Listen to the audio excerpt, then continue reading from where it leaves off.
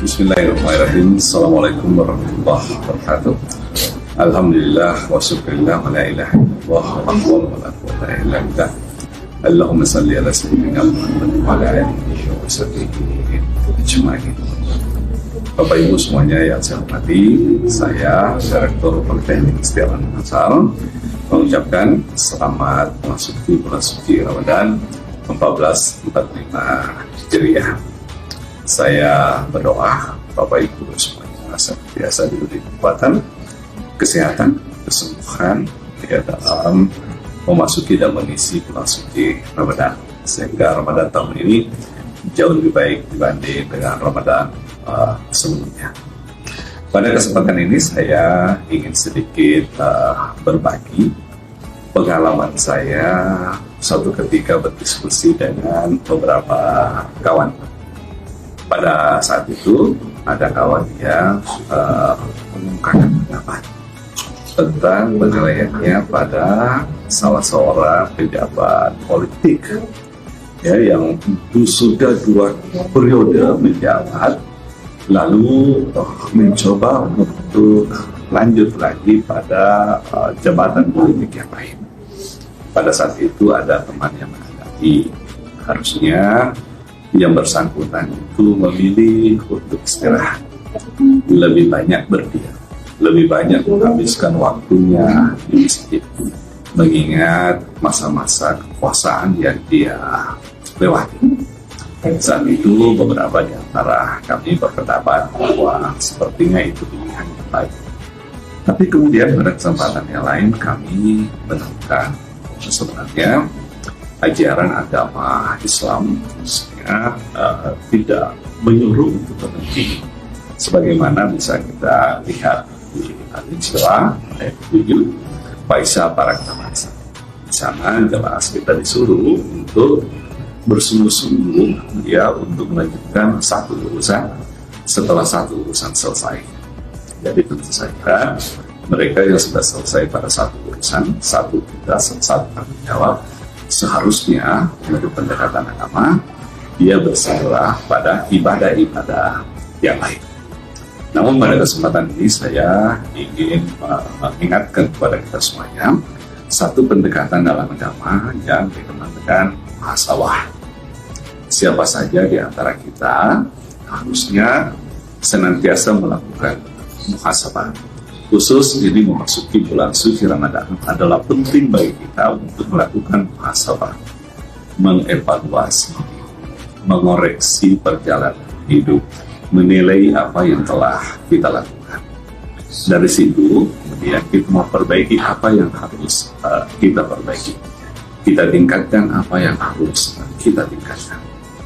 Teman-teman semuanya, saya berharap dengan datangnya Ramadan dan kemudian kita melakukan muhasabah diri, maka Ramadan ini memberikan satu semangat baru kita, satu kekuatan baru di kita, sehingga ke depan kita akan bekerja lebih baik, berkinerja lebih baik, berkontribusi lebih baik, beribadah lebih baik. Satu pesan saya yang kedua yaitu pembelajaran yang sering kali kita dengar yang diajarkan oleh para motivator.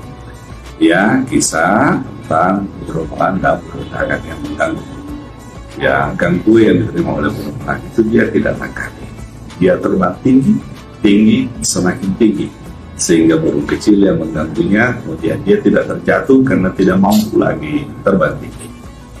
Kita semuanya ini perlu dengan muhasabah diri, kita memperbaiki diri, fokus pada meningkatkan kemampuan, potensi, kinerja, sehingga semua kritikan-kritikan kecil, godaan-godaan kecil, gangguan-gangguan kecil yang ada itu membuat kita semakin berkinerja, membuat kita semakin berprestasi. Nasihat lain yang kita dengar bahwa tidak mungkin bagi Anda itu baik bagi semua orang. Tidak mungkin bagi Anda itu memuaskan semua orang. Tapi adalah penting bagi Anda untuk berkomitmen dengan tanggung jawab yang diberikan kepada Anda, tanggung jawab yang diberikan kepada kita, dan muhasabah diri membantu kita untuk mengingatkan tanggung jawab ini, memperbaiki apa yang harus kita perbaiki. Dengan muhasabah semakin komunikasi, kedekatan kita dengan orang-orang sekitar kita, kita semakin perbaiki. Dengan muhasabah, kekurangan diri, kekurangan kompetensi, atau kesenjangan kompetensi, kita semakin perbaiki. Dengan datangnya Ramadan, insya Allah ini menjadi momen yang baik untuk kita semuanya. Saya kira itu yang saya sampaikan. Mari kita mengambil hikmah, mari kita mengambil spirit dengan datangnya Ramadan. Billahi taufiq wal hidayah. Assalamualaikum warahmatullahi wabarakatuh.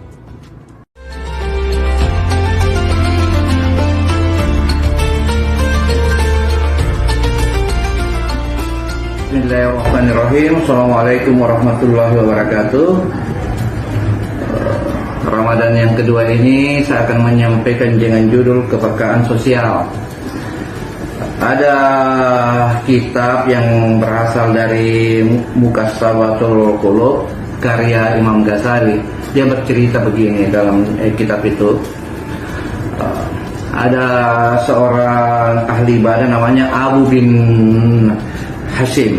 Abu bin Hasim ini pasti sudah kita tahu ibadahnya itu luar biasa, tahajudnya, puasanya, apalagi sholat-sholat wajibnya. Ketika itu satu hari tengah malam dia pergi mengambil wudhu. Di tengah malam itu tiba-tiba ada seorang makhluk ciptaan Tuhan. Kaget juga si Abu Hasim. Langsung Abu Hasim bertanya, "Hai makhluk ciptaan Allah, siapakah engkau gerangan?" Dia katakan, "Saya adalah malaikat utusan Allah, mencari orang-orang pencinta Allah." Lalu si Abu Hasim bertanya, "Apa yang kau bawa itu, malaikat?" "Wah, ini adalah catatan orang-orang pencinta Allah yang sangat besar dan tebal, itu nama-nama ada di situ, pencinta Allah." Baik, Abu Hasim ini terlalu yakin bahwa pasti ada namanya karena ibadahnya bagus, tahajudnya bagus, apalagi sholat-sholat wajibnya. Ternyata ketika Abu Hasim bertanya kepada malaikat, "Coba cari nama saya Abu Hasim, malaikat." Kata Abu Hasim, malaikat membalik-balikkan catatan itu, ternyata tidak ada namanya. Kagetlah si Abu Hasim. Abu Hasim bertanya lagi, "Coba lihat lagi." Ternyata tidak ada namanya. Oh, kata malaikat, Abu Hasim, bukan saya tidak ngerti, bukan saya tidak tahu. Saya tahu kamu tengah malam bangun dalam keadaan kedinginan, orang lain tidur. Kekeliruanmu itu karena kamu itu ibadahmu untuk kepentingan dirimu. Mau dibilang bahwa saya ibadahku bagus, ria namanya. Menangislah si Abu Hasim ini, menangis terseduh-seduh. Abu Hasim, riaknya kamu itu ada kepedulian sosial yang tidak kau lakukan. Apa itu? Kau biarkan orang lain sakit tanpa menengoknya. Kau biarkan orang lain kelaparan, apalagi tetanggamu. Makanya kepekaan sosial itu penting. Sekian dan terima kasih. Assalamualaikum warahmatullahi wabarakatuh.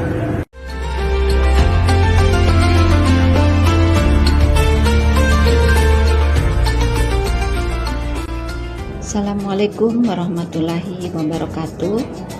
Di bulan yang suci ini, bulan Ramadan, sebelum saya berbagi, saya ingin mengucapkan kepada Handetolan selamat menjalankan ibadah puasa.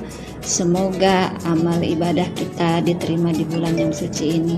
Dan semoga kita semua mendapat rahmat dari Allah Subhanahu wa Ta'ala dan dilancarkan ibadah kita hingga mencapai Idul Fitri.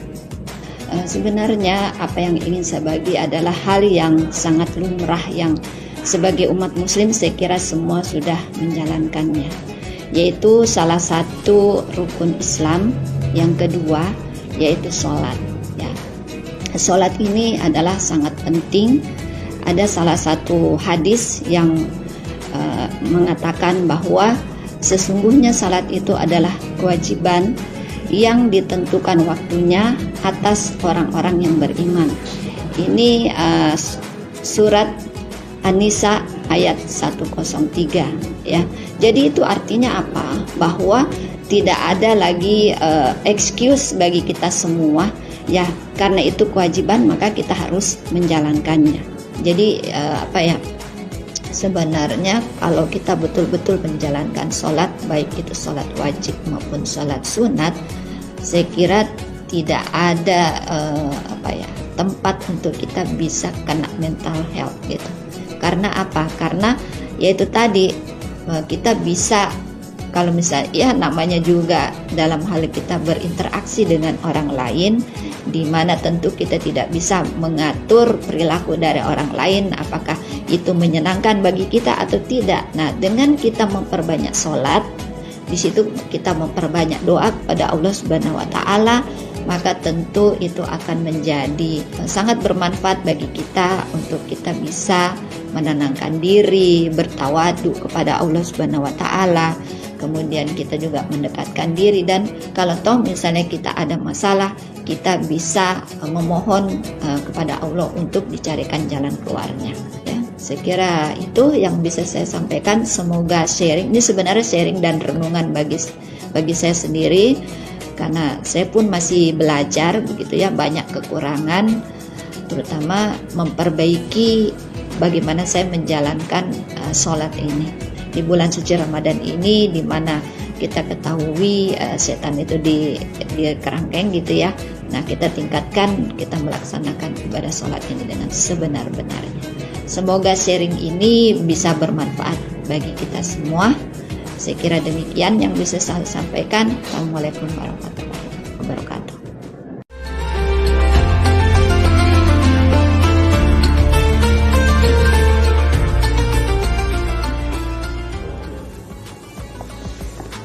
Marhaban ya Ramadan. Memaknai Ramadan ini, saya melihatnya sebagai suatu waktu untuk melatih kita hidup dalam keterbatasan. Kita tahu bahwa di bulan Ramadan ini kita dituntut untuk tidak makan, tidak minum, padahal kesemuanya itu bisa kita lakukan kapan saja. Nah, dalam dimensi kehidupan keseharian kita hendaknya bisa memaksimalkan potensi yang ada pada diri kita meskipun dengan berbagai keterbatasan tadi, sehingga kita tetap harus bisa tetap produktif dalam menuntut ilmu, tetap produktif dalam bekerja, tetap produktif dalam beribadah tentunya. Nah, Sobat Poltek, pada kesempatan Ramadan ini saya mengajak Anda untuk menjalani kehidupan dengan perspektif yang saya kemukakan tadi. Insya Allah kita akan meraih kemenangan di hari nan fitri nanti. Assalamualaikum warahmatullahi wabarakatuh.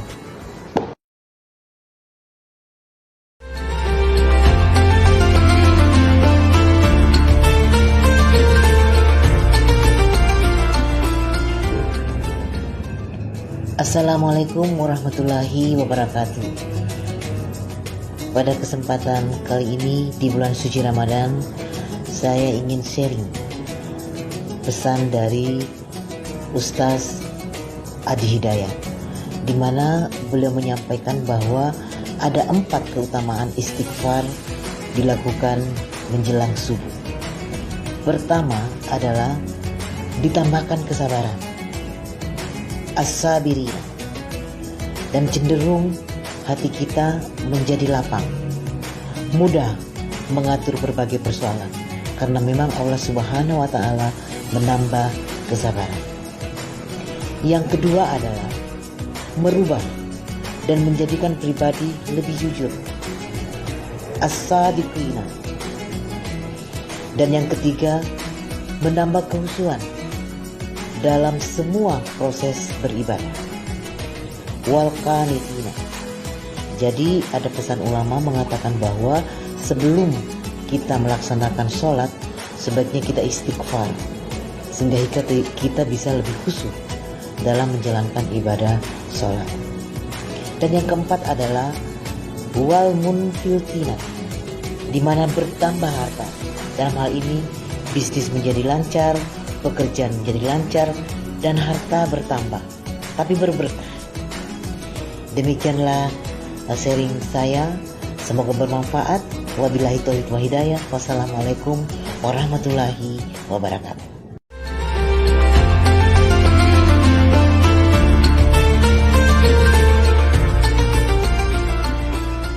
Bismillahirrahmanirrahim. Assalamualaikum warahmatullahi wabarakatuh. Alhamdulillahirabbil alamin, wassalatu wassalamu ala asrafil anbiya'i wal mursalin sayyidina Muhammadin wa ala alihi wa sahbihi ajmain. Bapak, Ibu yang saya hormati, marilah kita senantiasa memanjatkan puji dan syukur kehadirat Allah Subhanahu wa taala karena kita masih diberikan kesempatan dan kesehatan sehingga kita masih bisa menjalankan ibadah puasa pada bulan Ramadan ini. Tak lupa pula kita menyampaikan selawat dan taslim kepada junjungan Nabi besar Muhammad SAW. Bapak Ibu yang saya hormati, izinkan saya untuk menyampaikan 1-2 ayat dalam Al-Quran. Allah berfirman dalam Al-Quran surah Al-Imran ayat 133 dan 134. A'udzubillahi minasyaitonirrajim. Bismillahirrahmanirrahim. Wasari'u ila maghfiratin mir rabbikum wa jannatin arduhas samawati wal ardu uiddat lil muttaqin alladzina yunfiquna fis sarra'i wad dharra'i wal kadhimina al ghaidha wal 'afina 'anil nas wallahu yuhibbul muhsinin.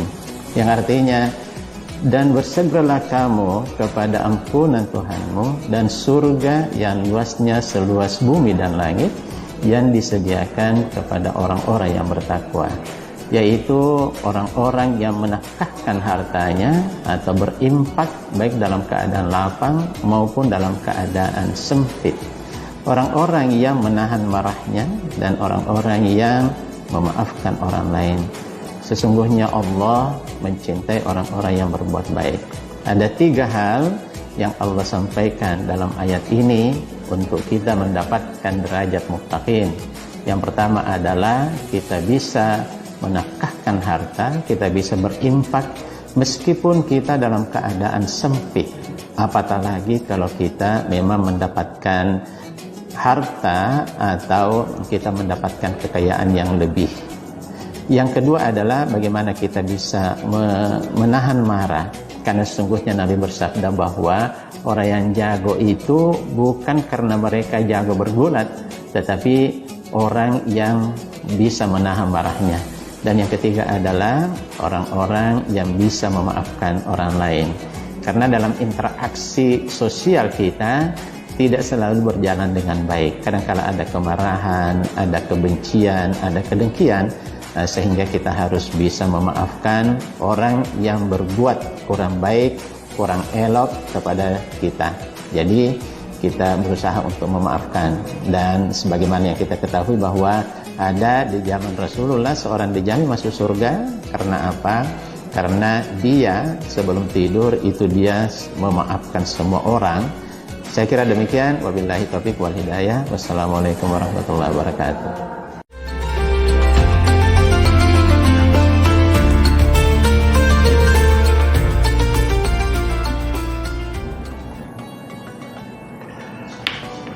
Saudaraku, saya mengutip nasihat dari Hasan Al-Basri. Di dunia ini hanya ada 3 hari. Hari yang pertama adalah hari kemarin. Hari kemarin adalah hari yang telah kita lalui dengan segala yang menyertainya. Dia menjadi hari kenangan, hari yang penuh dengan rekam jejak kita. Semoga hari kemarin kita berbuat amal yang banyak dan bukan dosa yang banyak. Hari kedua adalah hari esok. Mungkin kita semua tidak akan pernah menemuinya lagi. Hari esok adalah hari pengharapan dan hari cita-cita. Hari esok adalah hari yang bagi manusia tidak bisa dipastikan untuk ditemuinya. Hari ketiga adalah hari ini. Hari ini adalah hari yang betul-betul kita miliki. Oleh karena itu, saudaraku, saya berpesan, saya menasihati marilah kita memanfaatkan hari ini dengan sebaik-baiknya. Hari ini kita manfaatkan untuk berbuat amal, beribadah kepada Allah Subhanahu wa taala, dan apalagi di dalam bulan suci Ramadan ini, marilah kita menjadikan bulan suci Ramadan ini seakan-akan bulan suci yang terakhir untuk kita semua. Oleh karena itu, karena bulan suci ini kita anggap sebagai bulan suci yang terakhir, maka marilah kita mengoptimalkan diri kita berbuat kebajikan, beribadah di dalam bulan suci Ramadan, meningkatkan kualitas ibadah puasa kita, meningkatkan kualitas seluruh amalan-amalan sunnah yang hanya ada di dalam bulan suci Ramadan. Demikian saudaraku.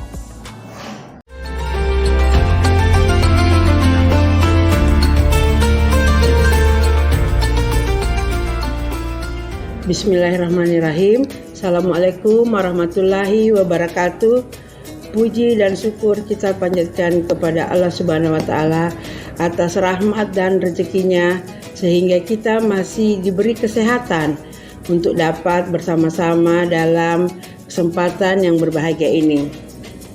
Saudara-saudaraku yang dirahmati Allah, saat ini kita berada dalam bulan suci Ramadan, bulan yang penuh berkah. Selain menunaikan ibadah puasa, kita juga harus mengisinya dengan berbagai ibadah dan amal baik lainnya. Dan salah satu amal ibadah yang baik itu adalah sedekah. Nah, karena sedekah itu, maka tema yang saya ambil pada kesempatan ini adalah keutamaan sedekah di bulan Ramadan. Sebelumnya kita harus mengetahui terlebih dahulu apa itu sedekah. Sedekah adalah memberikan sesuatu kepada yang berhak menerimanya dan semata-mata karena kita mengharap ridho Allah Subhanahu wa taala, bukan karena kita mau dilihat oleh orang lain bahwa kita bersedekah, atau karena kita mau dibilang kita orang yang berada sehingga selalu mau bersedekah, tetapi kita bersedekah itu karena semata-mata mengharap ridho Allah Subhanahu wa taala. Dan sedekah itu sebenarnya diberikan untuk siapa-siapa aja ya. Yang akan diberikan sedekah itu, yang pertama itu kita berikan kepada orang-orang yang fakir, miskin, amil zakat, mualaf, dan lain-lainnya yang dalam aturannya itu yang harus diberikan sedekah. Kemudian sedekah juga merupakan salah satu amalan mulia yang sangat dianjurkan oleh Allah Subhanahu wa taala dan Rasulullah sallallahu alaihi wasallam. Sedekah memiliki beberapa keutamaan seperti yang saya katakan tadi. Keutamaan sedekah dalam bulan Ramadan salah satunya adalah akan dicintai oleh Allah Subhanahu wa taala dan sesama manusia. Hal ini saya kemukakan karena seperti sabda Rasulullah sallallahu alaihi wasallam yang menjelaskan bahwa orang dermawan itu dicintai oleh Allah, kemudian dekat dengan surga, kemudian dekat dengan manusia dan akan jauh dari api neraka. Kemudian sabda lain dari Rasulullah berbunyi, setiap yang baik itu adalah sedekah. Jadi di sini sudah sangat jelas kenapa kita dianjurkan untuk selalu bersedekah. Sedekah itu bisa berupa pertolongan, kemudian bisa berupa kita melakukan kebaikan-kebaikan kepada orang lain, kemudian bisa juga berupa yang paling gampang ya, sedekah itu misalnya senyuman yang kita berikan kepada siapa atau orang-orang yang berhadapan dengan kita. Sedekah yang bagus itu adalah sedekah yang dilakukan dengan sangat ikhlas dan betul-betul mengharap hanya kepada Allah Subhanahu wa taala. Semoga Allah Subhanahu wa taala senantiasa menjadikan kita sebagai umat yang dermawan dan penuh kasih sayang. Itulah sharing saya yang bisa saya berikan pada hari ini. Mudah-mudahan kita semua menjadi orang yang seperti tadi saya katakan, menjadi orang yang dermawan, dan penuh rasa kasih sayang. Amin ya rabbal alamin. Wassalamualaikum warahmatullahi wabarakatuh.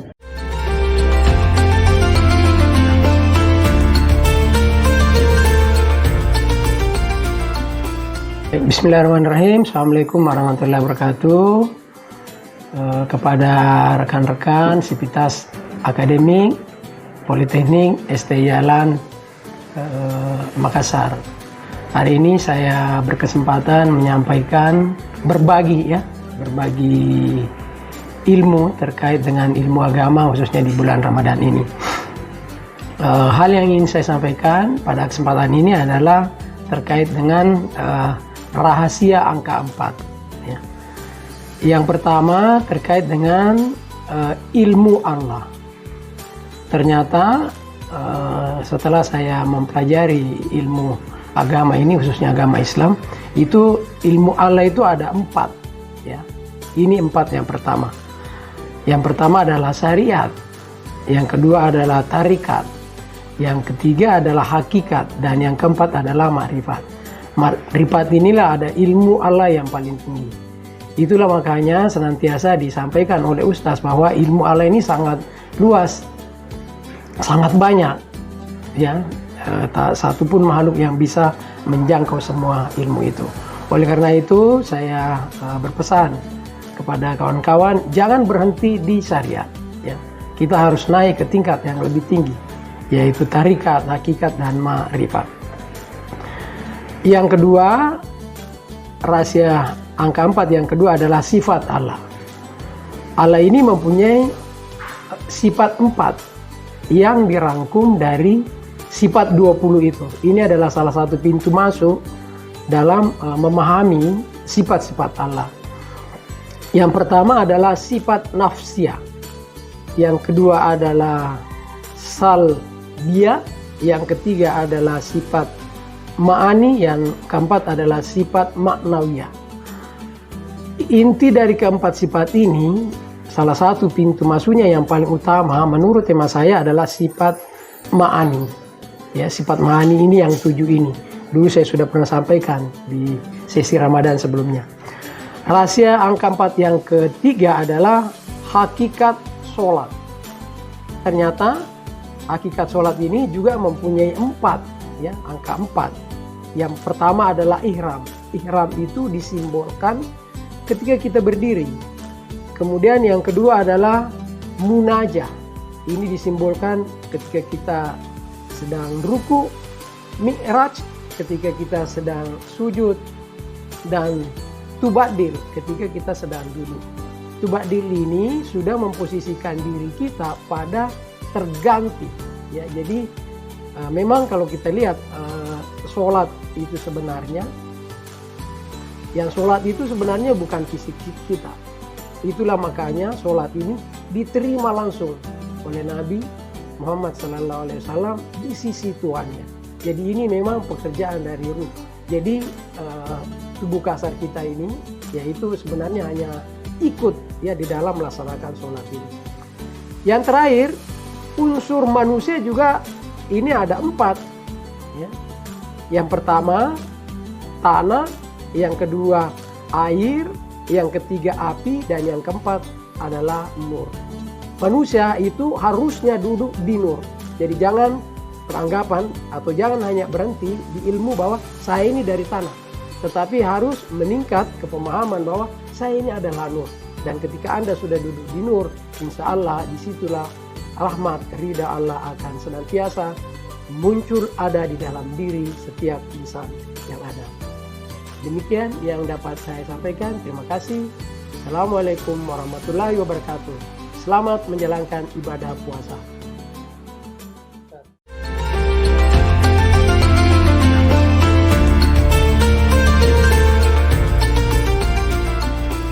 Bismillahirrahmanirrahim. Assalamualaikum warahmatullahi wabarakatuh. Alhamdulillahirabbil alamin. Kita dipertemukan kembali di bulan suci Ramadan ini, tahun 1445 Hijriah, bertepatan dengan tahun 2024 Masehi. Alhamdulillah, kita memasuki bulan Ramadan ini tentu dengan harapan kita bisa mengambil makna dari bulan Ramadan ini.